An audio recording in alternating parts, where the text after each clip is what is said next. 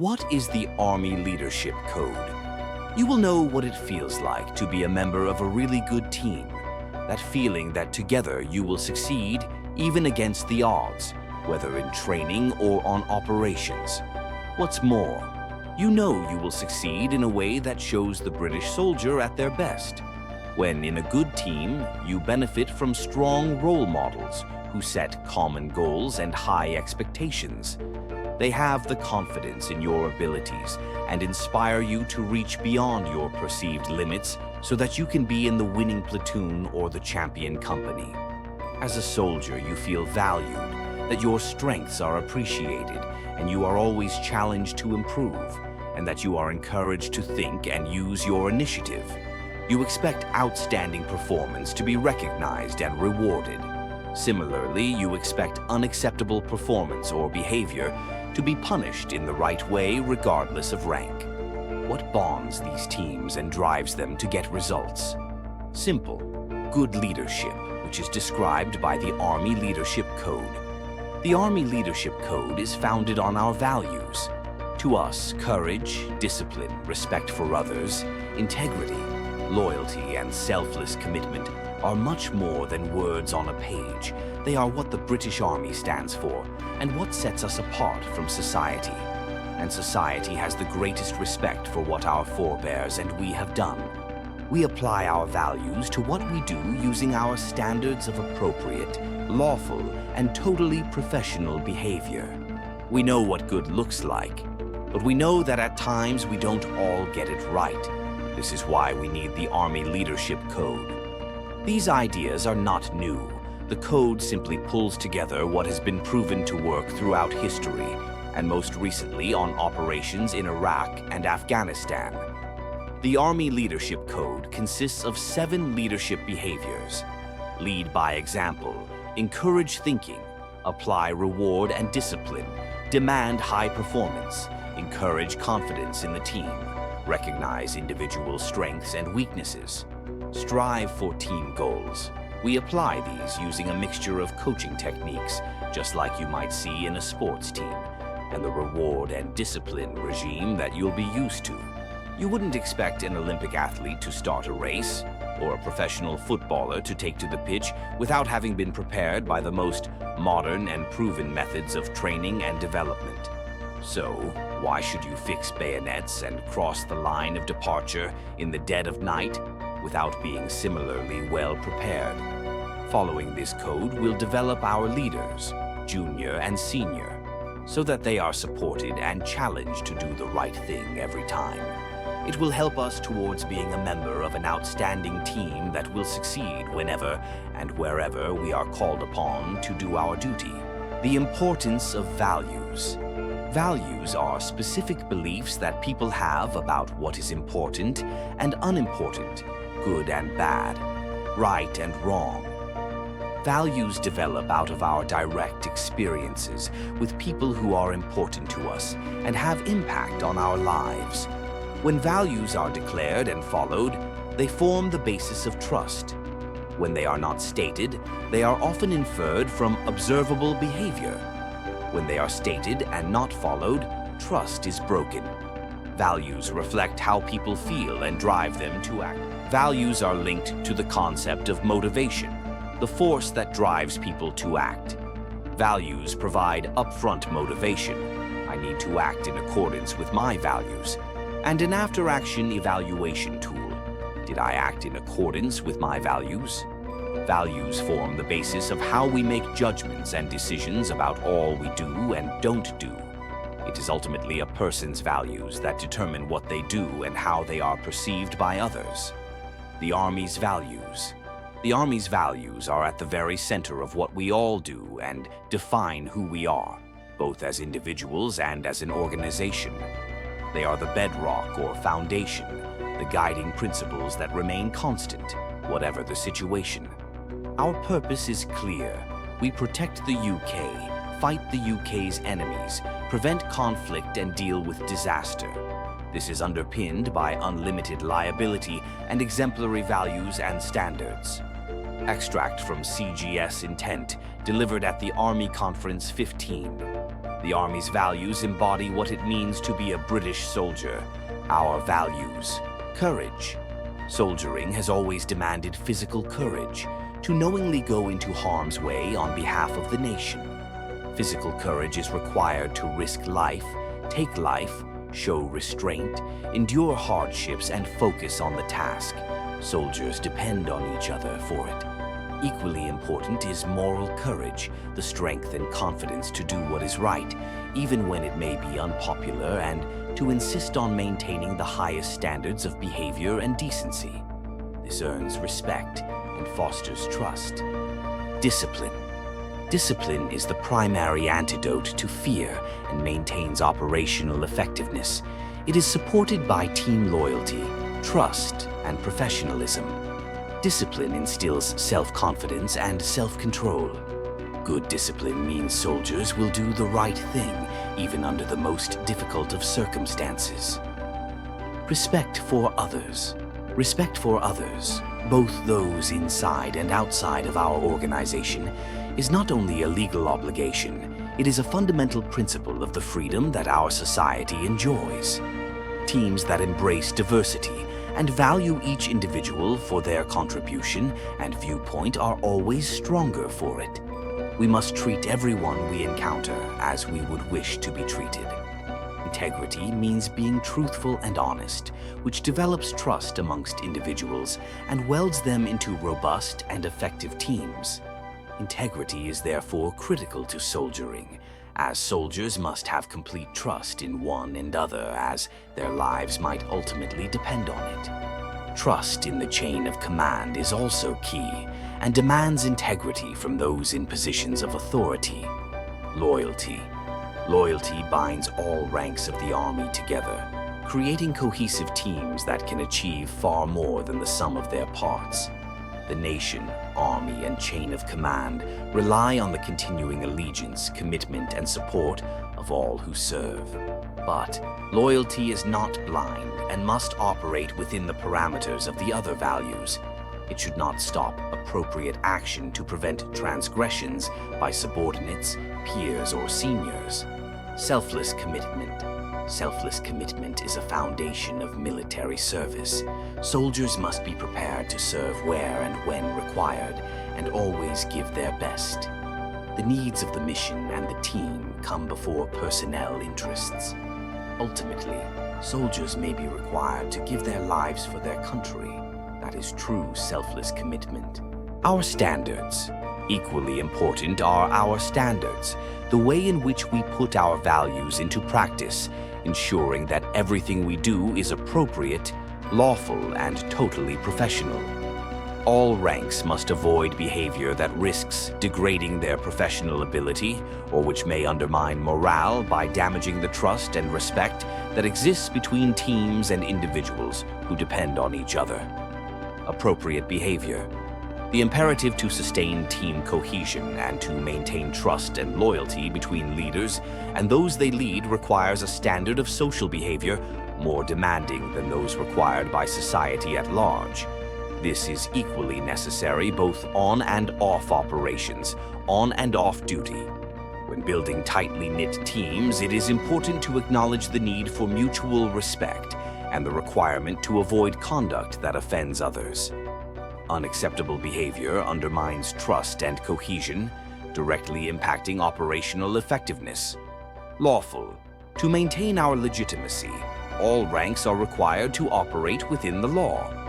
UK criminal law applies wherever soldiers are serving, and military law has embraced all civil offenses.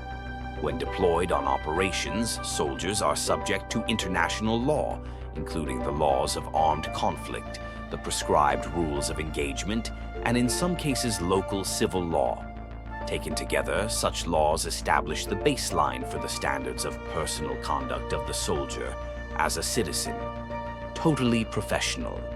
It should go without saying that all ranks must always conduct themselves in a manner that is totally professional. Firstly, this approach is critical to maintaining operational effectiveness and achieving the mission we are set. Secondly, it is necessary to protect and promote the Army's proud reputation. which has been hard-won by endeavor and sacrifice. The purpose of the Army Leadership Code. The Army Leadership Code translates our values and standards into desired leadership behaviors. Through these behaviors, our leaders communicate our values and standards in everything that they do. Our people learn these behaviors from their leaders, adopt and internalize them, so that they then truly live our values and standards. Furthermore, these behaviors promote the creation of high performance of individuals and teams, therefore improving our match fitness, vision, support, challenge. The Army Leadership Code is underpinned by 3 concepts. Vision leaders must provide clear and unifying purpose, generating a sense of team cohesion and direction. The vision can be expressed by both communication and by role modeling. Support. It is only possible to inspire greatness when there is mutual knowledge and trust within the team. By being fair, consistent, and showing confidence in others, leaders provide a platform for their people to excel. Challenge people only reveal their true potential when challenged. Leaders must not only test themselves, but challenge their people. Obviously, a balance is required. Driving too hard will damage morale. The key is to identify achievable stretch targets. Through this, individual and team confidence is enhanced, enabling them to achieve more than originally thought possible. The 7 leadership behaviors. The Army Leadership Code consists of 7 leadership behaviors, which can be easily remembered by the mnemonic LEADERS. Lead by example. You cannot lead people beyond where you can and are willing to go yourself. All leaders are role models, and as an Army leader, you must actively demonstrate our values in everything you do. On operations, on exercise, in camp, on the sports field, and off-duty, you must demonstrate behavior that aligns with our 6 values. By consistently doing so, you will be considered an authentic leader who walks the walk, as well as talking the talk. This promotes integrity. Leaders who lead by example also inspire courage and selfless commitment. Encourage thinking. The brain, like a muscle, develops through use. Leaders must encourage those they lead to think by giving them problems that stretch them. Thinking outside the box, finding an innovative solution to problems is a fine quality in a soldier and must be encouraged. Giving people the opportunity to think and suggest ideas demonstrates respect for others and generates trust and confidence, which builds loyalty. Apply reward and discipline. It is human nature to enjoy being praised, and reward recognizes effort, inspiring further endeavor and motivation to do even better. Leaders must apply a full range of rewards, from formal recognition to timely and regular verbal praise. Never underestimate the value of a well done or good effort. Reward should be constructive and support the soldier or team in further optimizing performance. The correct application of reward promotes loyalty and respect for others. The application of discipline, regardless of rank, is crucial to correct failings and punish transgressions. Leaders must not shy away from discipline when required, and do so in a timely fashion. A lack of discipline compromises courage and integrity. Demand high performance. Soldiering is a high-stakes game. It can literally be a case of life or death. High performance isn't therefore desirable, it is critical. Leaders must have high performance expectations and communicate them to their teams. This applies to every Army role. We are all of one team, and you must perform your duty to the highest standard in order to support one another. A word of caution. Performance expectations must be tuned to the team and achievable. Otherwise, they can be demotivational. Demanding high performance promotes courage, selfless commitment, and loyalty. Encourage confidence in the team. Leaders must inspire and motivate their teams to achieve. This is done by demonstrating confidence in their abilities and talking enthusiastically about success. reinforce the importance of teamwork and show trust in the chain of command. Confidence in team ability breeds courage, loyalty, and self-discipline. Recognize individual strengths and weaknesses. Every soldier has something to offer the team, and everybody has areas requiring development. Leaders must identify these individual strengths and weaknesses and address them accordingly to ensure that the team fulfills its potential and achieves all it can achieve. Strengths must be played to and challenged to inspire confidence and motivate additional effort to stretch even further, always seeking to optimize performance. Weaknesses must be addressed and discussed in an understanding and considerate manner. Focus on the root of the problem and the potential to improve rather than the current impact of the weaknesses. Coaching techniques are extremely useful in addressing both individual strengths and weaknesses. Individual consideration in this manner demonstrates respect for others and encourages loyalty. Strive for team goals. Teams will always achieve more than the individual, but the difference between good and great teams is usually the degree of team spirit that bonds them together. Challenging the team to accept and strive for shared goals will create shared purpose, bind them together, and foster esprit de corps. Goals can be military, sporting, or otherwise, e.g., charitable, but must inspire the team. Group goals develop loyalty and selfless commitment. Transactional leadership.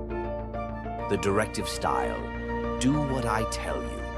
This approach is well understood and most effective when a leader requires rapid, unquestioning action. However, it is dangerously easy to fall back on in less demanding circumstances, and overuse can have a negative impact. The participative style. What do you think? The leader asks for and values input from the team. They create an environment where ideas and timely constructive criticism is welcome, building commitment through participation. The passive-setting style. Do what I do now. The leader provides challenge, demands high standards, and leads by example. This style is proven to get results from a motivated and highly competent team.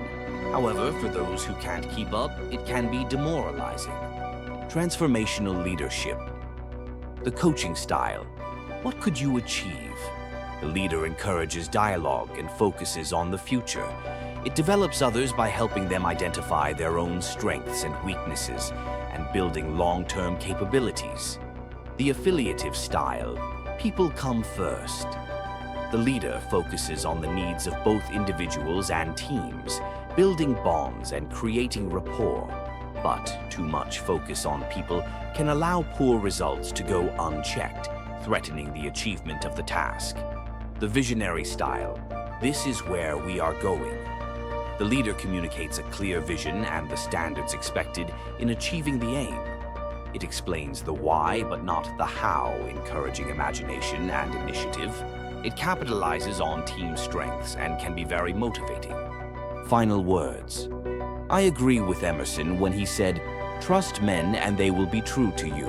Treat them greatly and they will show themselves great." It's jolly easy to say that, and it's jolly easy to think that all you've got to do is give an order and we'll go out and get on with it. Well, it's not so, because to do that, you've got to train with them. You've got to get to know one another. You've got to give them your best and set the standards. Then you can trust them, and they will trust you.